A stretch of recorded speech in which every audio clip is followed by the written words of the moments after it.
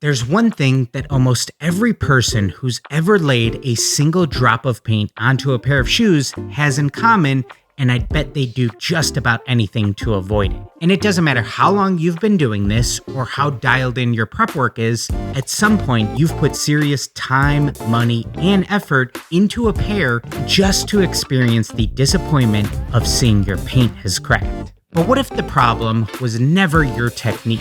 For basically my entire career doing this craft, which is approaching 15 years now, I've been using the same paint the whole time. And I want to be really clear about something. It gets the job done. You've seen the work on this channel. You've probably seen hundreds of other creators using it, making amazing pieces. You've seen pairs worn by NFL players season after season, collector and display pieces as well that have been around for years. So I'm not here to say what I've been using is wrong by any means. It's the best we've had at our disposal. But there is one problem that has never truly gone away, and that's the paint cracking when they're worn. It's without a doubt the number one question that I get asked on a daily basis. Dylan, I followed all the right steps, so why did my paint crack? I sanded, I acetoned, I adhesion promoted, that's not even a word. I built up my coats slowly, gave them dry time, and still, when the shoes are worn over time, there's inevitably paint cracking, and it makes me feel like I just wasted all of my time. Or an even bigger fear is that now a client, somebody who spent their hard-earned money with me, is gonna be upset. Now with the right prep and the right technique, you can absolutely minimize this. I've spent the entire duration of this channel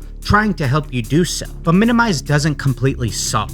And for a long time, I think most of us just sort of accepted some of that risk factor as part of the deal. And that's sort of the reality of adapting acrylics to something much more demanding than they were originally built for.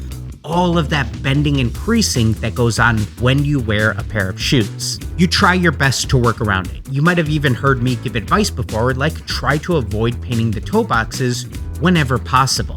Which, if you think about it, that's not really a great solution for sneaker artists or designers. That's really just a workaround. So when I heard about another new paint made to work better on sneakers, I was skeptical to say the least. That brand is called Kix Kote. And I'll be honest, the first few times I seen the name and came across some of the videos, right around Christmas time, I basically just scrolled right past it. We've all seen brands come and go in this space. They're often making pretty lofty promises, and most of the time it just ends up feeling like a lot of the same. But this time, I don't know, something just felt a little bit different. I just kept hearing the name over and over, and more importantly, I kept being sent the videos by you guys asking me if I had seen it yet or if I was planning to talk about it. So I eventually said, all right, I gotta dig into this a little bit more. I quickly learned this isn't just another acrylic paint brand. It's actually urethane based, the same stuff used in professional automotive coatings, leather interiors, and industrial coatings. Basically, the kind of materials that are built to take a daily beating, which is a completely different world from what most of us have been painting shoes with in the past. The claims that they were making were very bold. It bends 180 degrees without cracking, it bonds chemically with the surface rather than just sitting right on top, so it's not relying entirely on your prep work to give it something to bite onto.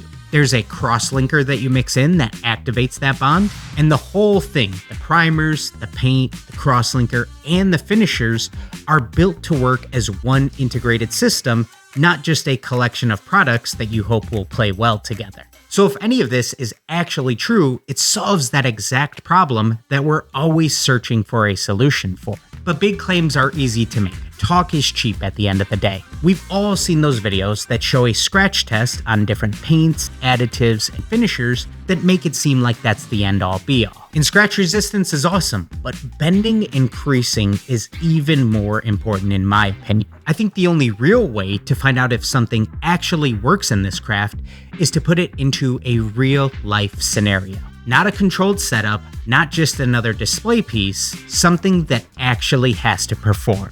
So I decided to put this paint through the most difficult test that I could possibly think of. Meet my 7-year-old son, Dexter. And if you know anything about 7-year-old boys, the last thing on their mind is keeping their shoes clean. Actually, I'm pretty sure it's the opposite. I wanted to paint him a pair using nothing but Kix Kote, the full system from start to finish. Primer, crosslinker, paint, finisher. Then I plan to hand him over to him and not tell him a single thing about being careful with them. I think there's no better way to really find out, right? All right, this is going to be my first time using the Kix Kote paint. I've got a pair of Jordan 1s prepped here. I've already applied some of their Adhesion Promoter, and now I'm going to start by laying down some of this red next.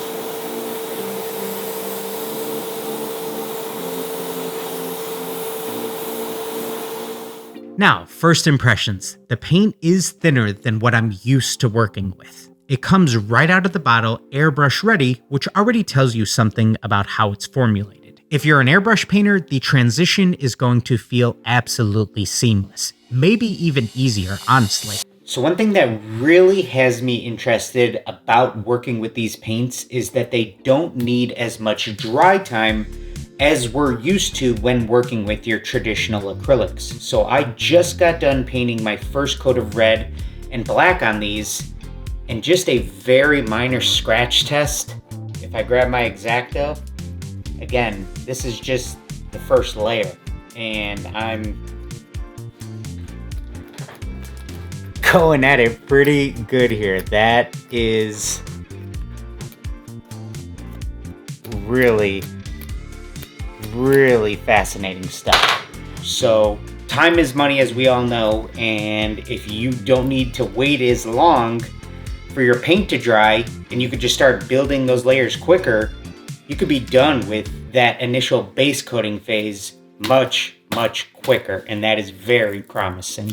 If you're painting by hand, it does take a little bit of getting used to. I want to be honest with you guys.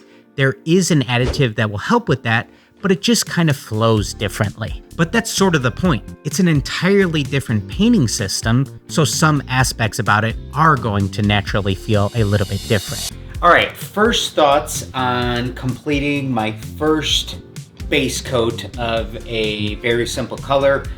Red here turned out really nice in about 5 light coats or so. It's already very matte. It doesn't even really need, a strong finisher to really tone down that sheen, so that's cool too. And I'm gonna add some stencils and whatnot on top of here in order to complete this theme for my son, but I am very impressed. The surface of these really no longer felt like the paint was just sitting on top.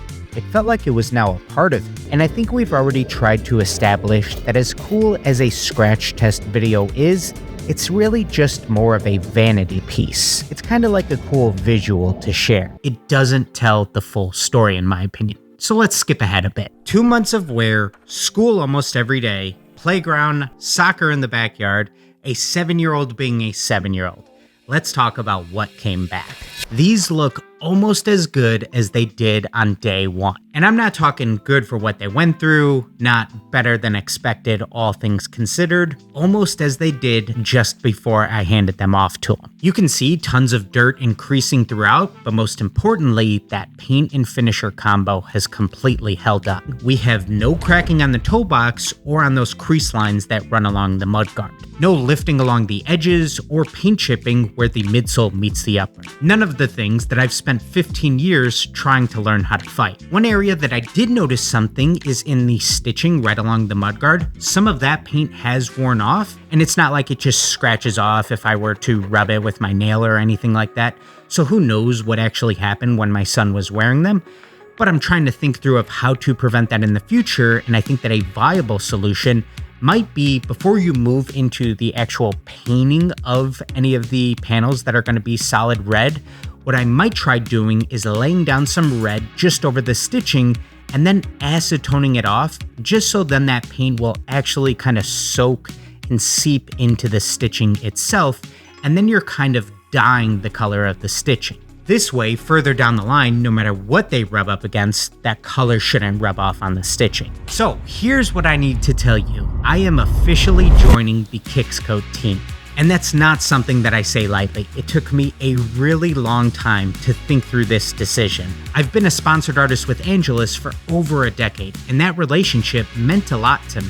But after putting this paint through multiple real tests, I've done other shoes and cleats with it as well, and seeing what it can do and understanding what it actually is, I believe in it, and I want to be part of where this goes. Because here's what I'm most excited about. For the first time, we're using a system that was designed from the ground up for exactly what we do. A system built for sneaker customizers with the input from sneaker customizers. Kix Kote is actually listening to the community, to us, and that matters. And honestly, one of the most exciting parts for me is what this means for beginners. They get to start somewhere completely different. The number one thing that's been driving people away from this craft doesn't have to be the barrier anymore.